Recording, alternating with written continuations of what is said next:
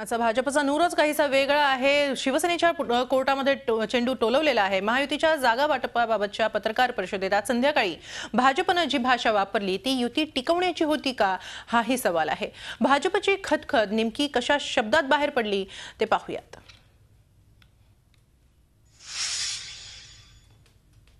जागांच्या बाबतीमध्ये 119 चा प्रस्ताव हा जुना प्रस्ताव आहे।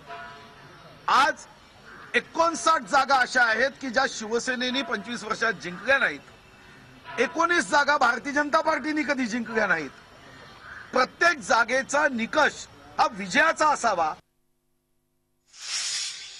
तणावाचे प्रसंग आले तेव्हा भारतीय जनता पार्टीने मोठ्या मनाने, उदार मनाने युती टिकवण्याच्या दृष्टिकोनातूनच प्रयत्न केला।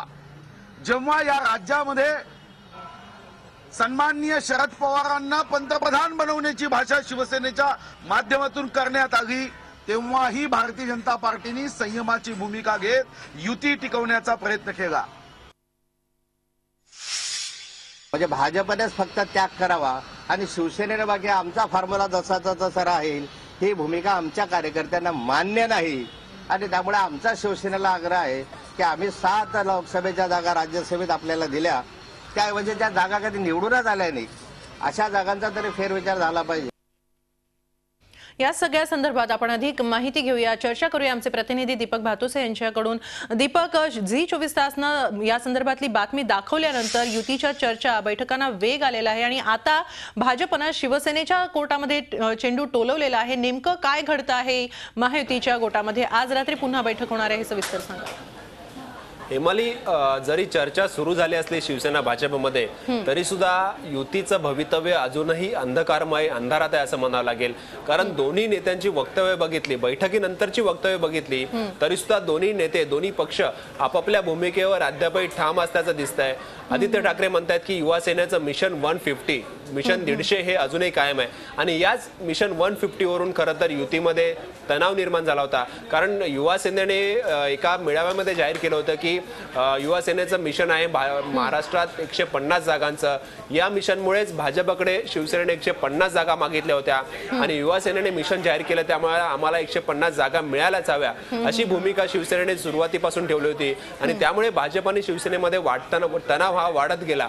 आज पुन्हा एकदा जेव्हा आदित्य ठाकरे, सुभाष देसाई आणि भाजपचे प्रभारी ओपी माथुर यांच्यात बैठक झाली, या बैठकीनंतर पुन्हा एकदा आदित्य ठाकरे यांनी म्हटलेलं आहे की आमचं मिशन 150 कायम आहे। दुसरीकडे आता भाजपचे नेते म्हणतात की चेंडू हा शिवसेनेच्या कोर्टात आहे, निर्णय काय जो घ्यायचा आहे तो शिवसेनेला घ्यायचा आहे। आज रात्री पुन्हा एकदा बैठक होणार आहे। या बैठकीला ज्येष्ठ नेते उपस्थित असणार आहेत। शिवसेनेकडनं कार्याध्यक्ष उद्धव ठाकरे स्वतः असणार आहेत, तर भाजपकडनं ज्येष्ठ नेते आणि प्रभारी ओपी माथुर हे असणार आहेत। त्यामुळे या बैठकीमध्ये शिवसेना आपली भूमिका थोडी मागे घेते का हे पाहणं महत्त्वाचं ठरणार आहे। आणि भाजपने ज्याप्रमाणे म्हटलेलं आहे की आम्ही नवा प्रस्ताव जो आहे तो शिवसेनेला दिलेला आहे, आता निर्णय शिवसेनेला घ्यायचा आहे, चेंडू शिवसेनेच्या कोर्टात आहे। दीपक, आपल्याबरोबर असेच संपर्कात दरम्यान आपल्याकडे आलेला आहे सुभाष देसाई यांनी नेमकी काय प्रतिक्रिया दिलेली आहे या बैठकीनंतर ते ऐकूयात।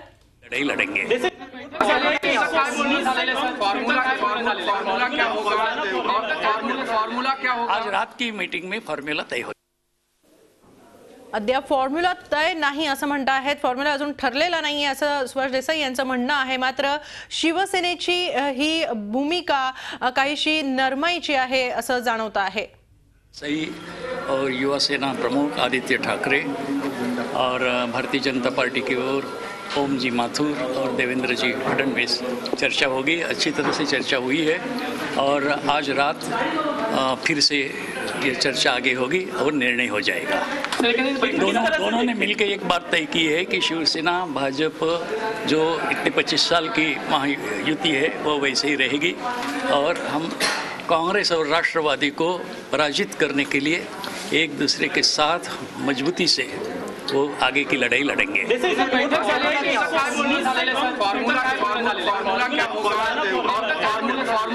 आज रात की मीटिंग में फॉर्म्युला तय हो जाएगा।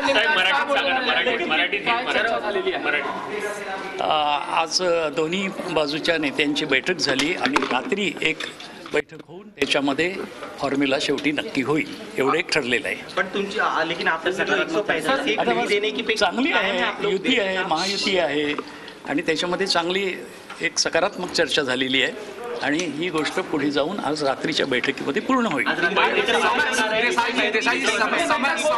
समय बहुत कम बचा है, ऐसे में 27 तारीख बहुत कम समय है, सारी सीटों को इसीलिए आजकल में ये बातें फायनल हो जाएगी.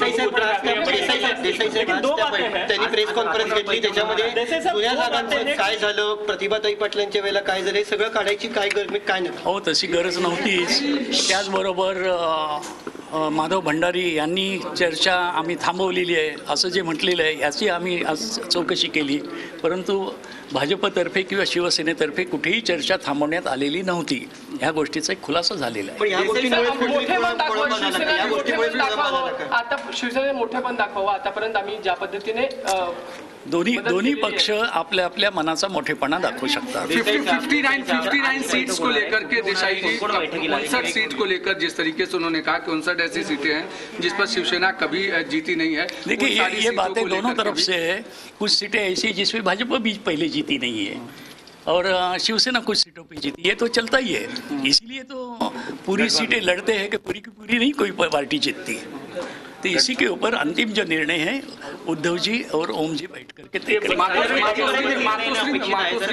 सारी बैठक होगी और 21 तारखेला जो महामेळावा आहे शिवसेनेचा त्यामध्ये अंतिम निर्णय सुनावला जाईल महायुतीचा. निश्चितच त्यात सुनावला जाईल.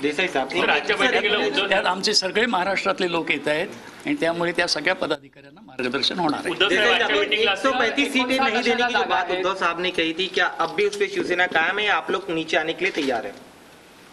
जी यही है, दोनों जो शीर्ष के नेता है वही दोनों बैठ करके इसके ऊपर निर्णय करेंगे. Thank you. झी 24 तास रहा एक पाऊल पुढे.